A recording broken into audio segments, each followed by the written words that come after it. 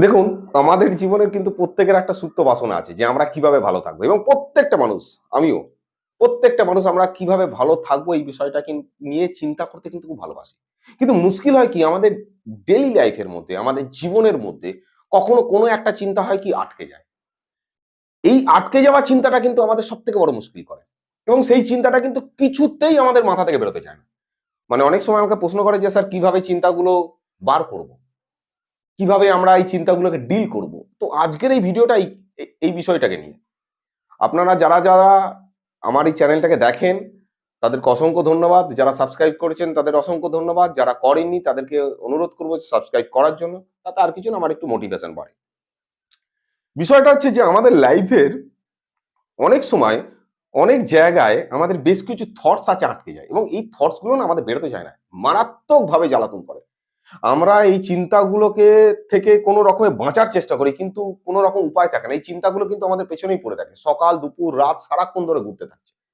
এবং এর থেকে যে বেরোনোর একটা চেষ্টা আমাদের কন্টিনিউ করতে কিন্তু আমরা কিন্তু হাঁপিয়ে উঠি এবং তখন আমাদের বিরক্ত লেগে যায়। আমরা তখন বুঝতে পারি না যে আল্টিমেট কি করব?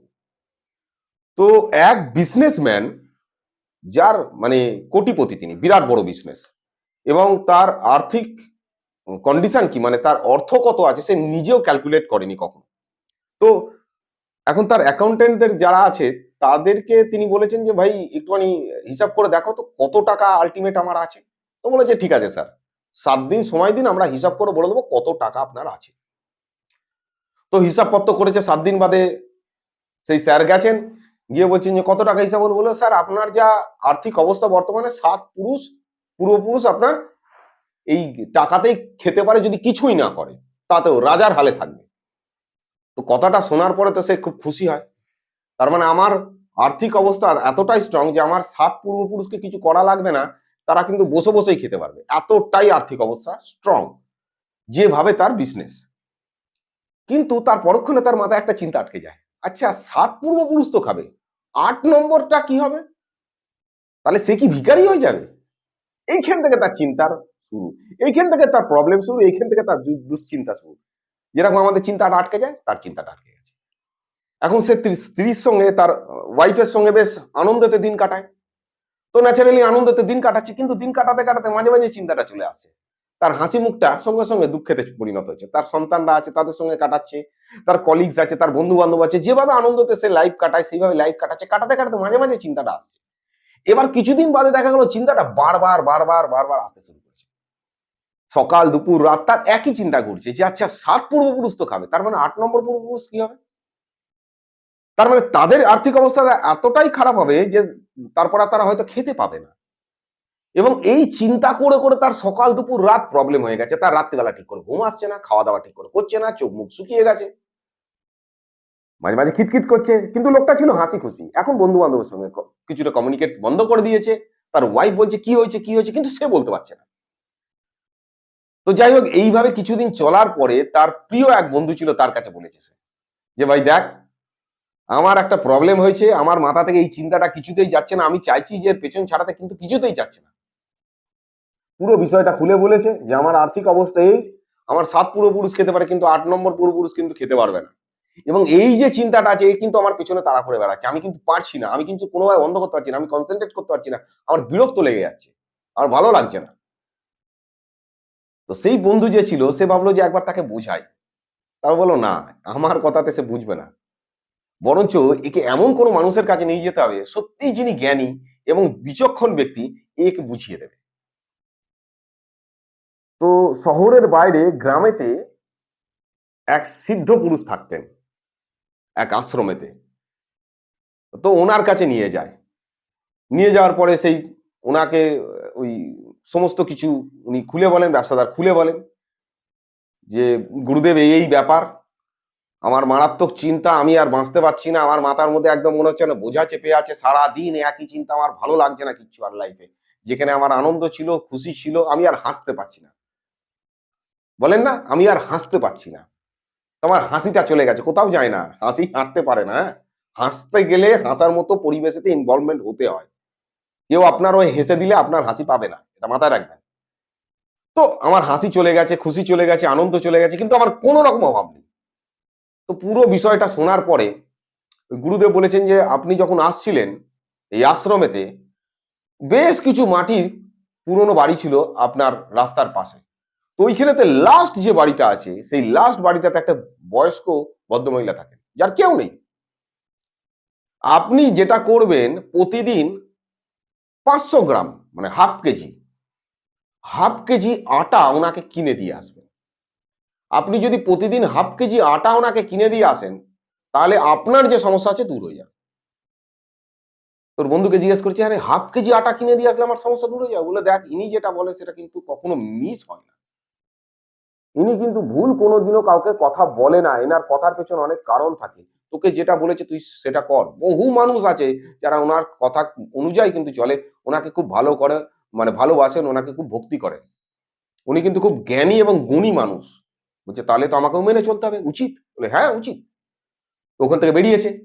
বেরিয়ে যে সেক্রেটারি আছে তাকে ফোন করেছে, শোনো ভাই, তুমি একটা কাজ করো, তুমি ২৫ কেজি আটা এইখানেতে নিয়ে চলে আসো। তো যে সেক্রেটারি ছিল সে ২৫ কেজি আটা কিনে নিয়ে হাজির হয়ে গেছে। লাস্ট বাড়িতে গেছে, লাস্ট বাড়িতে গিয়ে বলছে যে ঠকঠক করেছে। এক বয়স্ক ভদ্রমহিলা বেরিয়ে এসেছে। বলছে, বলো বাবা, কি করব? কি সাহায্য করব তোমাকে? বলছে, আমাকে সাহায্য করতে হবে না মা, আমি আপনার জন্য একটা আটা নিয়ে এসেছি। আপনার যা খাওয়ার খরচা আজ থেকে আমার। এই যে ২৫ কেজির একটা বস্তা নিয়ে এসেছি আটার, আপনি এটা নিন। বলছে, না বাবা, এটা আমি নিতে পারবো না। তো বলছে, কেন? বলছে, আজকের যে খাবার ছিল আমার হয়ে গেছে খাওয়া। কালকের খাওয়াটা আমি কালকে চিন্তা করব। আজকের খাওয়া শেষ। তো বলছে, না, কালকের চিন্তা করবেন কি? আমি তো ২৫ কেজি দিচ্ছি, আপনি রেখে দিন। আপনি সারা মাস এই দিয়ে খাবেন। বলছে, না বাবা, ২৫ কেজি নিয়ে আমি রাখবো কোথায়? আমার তো আজকের খাওয়া শেষ হয়ে গেছে। আমি কালকের যেটা আছে সেটা চিন্তা করবো। উপরওয়ালা আমাকে যা দেওয়ার দিয়ে দিয়েছে। আবার কালকে আমাকে যেটুকুনি উপরওয়ালা দেবে সেটুকুনি খাবো। আমি ২৫ কেজি আটা নিতে পারবো না। তো বলছে যে আপনি ২৫ কেজি আটা রেখে দিন কোনো একটা জায়গায়। আপনি প্রতিদিন অল্প, অল্প করে নিয়ে খাবেন। তাহলে আপনার চিন্তা থাকবে না, টেনশন থাকবে না। বলছে, এমনিতেও আমার চিন্তা টেনশন। উপরওয়ালা আছে তো। কালকের জোগাড়টা ঠিক হয়ে যাবে। এইভাবেই আমার ১০ বছর ধরে জোগাড় হয়ে যাচ্ছে। আমার স্বামী নেই, আমার সন্তান নেই, কেউ নেই আমার এই পৃথিবীতে। এই পৃথিবীতে উপরওয়ালা আছে আর আমি আছি। সে ঠিক আমার জন্য জোগাড় করে দেয়। এবং আমার তো ৫০০ আটা লাগে। ওই দিয়েই আমার চলে যায়। ওই দিয়েই আমার সারাটা দিন চলে যায়। এর থেকে বেশি কিচ্ছু লাগে না। আর ২-১ টা কুকুর আছে, ওই যা রান্না করি তাদেরকেও দিই, খাই একসাথে। আবার ভদ্রলোক বলছে, ব্যবসাদার বলছে যে, আপনি রেখে দিন ২৫ কেজি আটা। আপনি কেন ৫০০ করে আটা কিনবেন? বলছে, বাবা, আমার দরকার নেই। আমার আজকের মিটে গেছে। আমার পেট ভরে গেছে। আমার কুকুরগুলোর খাওয়া হয়ে গেছে, মুরগিগুলোর খাওয়া হয়ে গেছে, সবার খাওয়া হয়ে গেছে। আমি খুব খুশি। আমি এখন বসে আছি এখানেতে।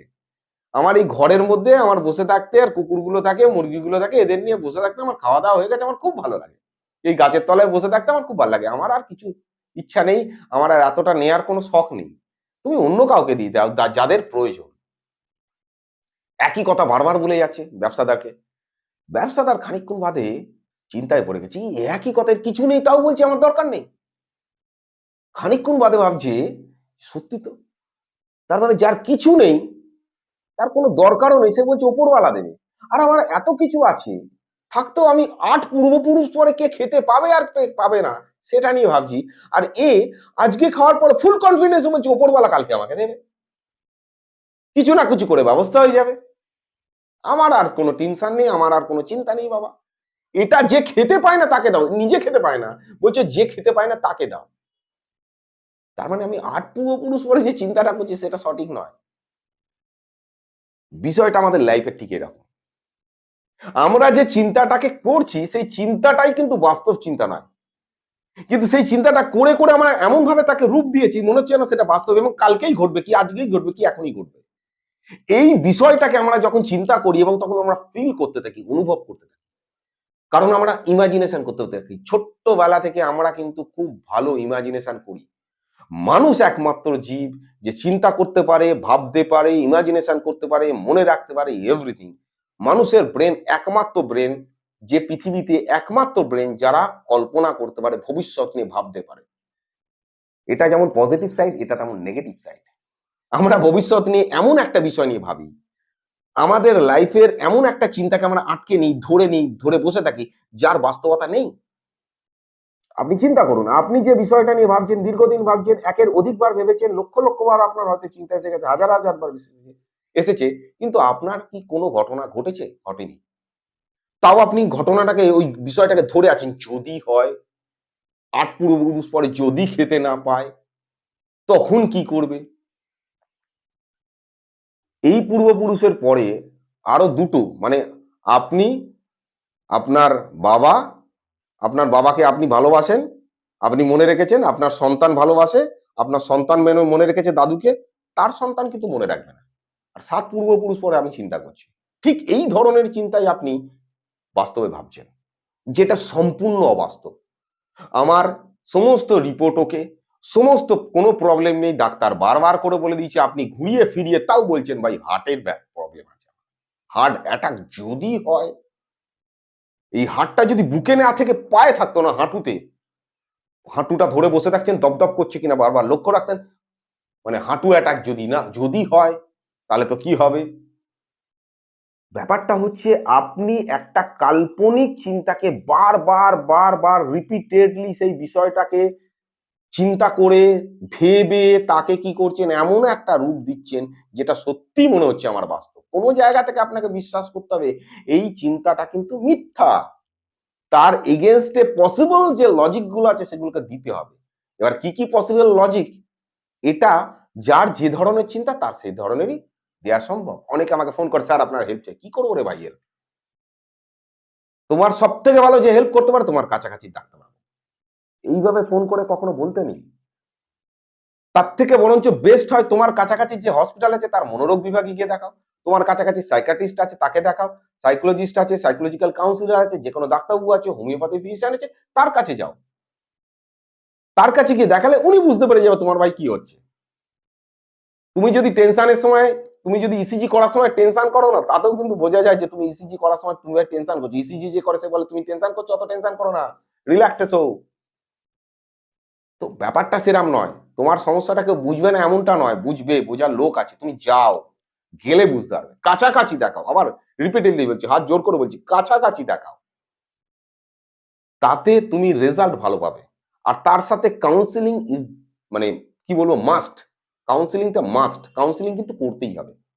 না হলে কিন্তু তুমি এই যে স্ট্রাকচারের মধ্যে যে কন্ডিশনিং তুমি করে ফেলেছো, যে ফ্রেমটা তুমি তৈরি করে বলে, যে স্কিমা তুমি তৈরি করে ফেলেছো, যে অ্যাটিটিউড তৈরি করে বলেছো ওই চিন্তার প্রতি, এবং তোমার ইমোশনটাকে তুমি মনে রেখে দিয়ে সেই ইমোশনটাকে রিপিট করছো বারবার, সেই ফিলিংসটাকে রিপিট করছো বারবার, এই যে চক্রের মধ্যে তুমি বলেছো, এর থেকে বেরোতে গেলে তোমাকে কিন্তু খুব ভালোভাবে বুঝতে হবে যে আমার চিন্তার, যে চিন্তাটাকে করছি, কাল্পনিক চিন্তা যাকে আমি বাস্তবে পরিণত করছি, এটার সাথে আমার কোনো রিলেশন নেই, এটাকে আলাদা করতে হবে। পসিবল যে লজিক গুলো আছে সেগুলোকে আলাদা করতে হবে। না হলে কিন্তু হবে না। আমার মাথাতে যে চিন্তা চলছে সেই চিন্তাকে যদি কন্টিনিউ আমি নজর রাখা শুরু করি তাহলে তো মুশকিল। আর আপনি ভয় যখন পাবেন নজর রাখবেনই। আপনি ডেইলি বেসিসের আপনার কাজগুলোর দিকে ফোকাস দিন। সকালবেলা এক্সারসাইজে যান। এক্সারসাইজ আপনাকে শারীরিক এবং মানসিকভাবে একমাত্র সুস্থ রাখতে পারে। ঠিক সময় খাওয়া দাওয়া করুন। আপনার যা যা কাজ আছে দৈনিক সেগুলোকে করুন। ডেলি রুটিনেতে যা যা আছে সেগুলো করুন।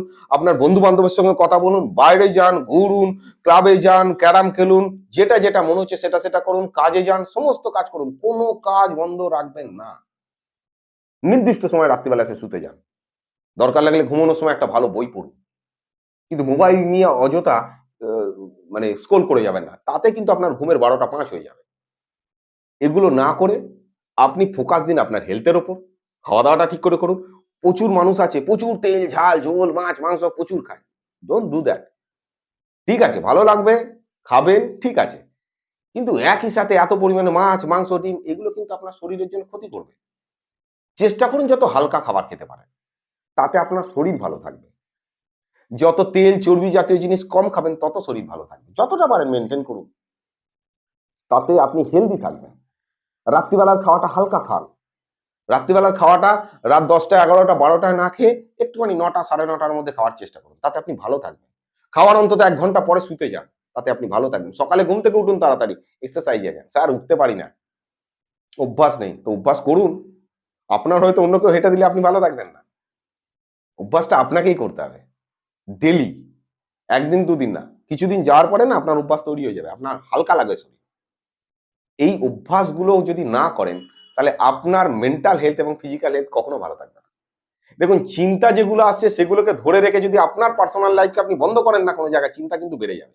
আর আপনার পার্সোনাল লাইফকে যদি আপনি লেন্দি করে দেন, পুরো ইনভলভমেন্ট হতে শুরু করে দেন আপনার নর্মাল কাজের মধ্যে, তাহলে কিন্তু এই চিন্তাগুলো আস্তে আস্তে কমে যাবে, ছোট হয়ে যাবে। এবং তার সাথে সাথে কাউকে দেখান আর কাউন্সিলিং অবশ্যই করাবেন। Thank you very much. ধন্যবাদ। আবার নেক্সট ডে আবার একটা বিষয় নিয়ে কথা হবে, আবার একটা গল্প নিয়ে কথা হবে। Thank you.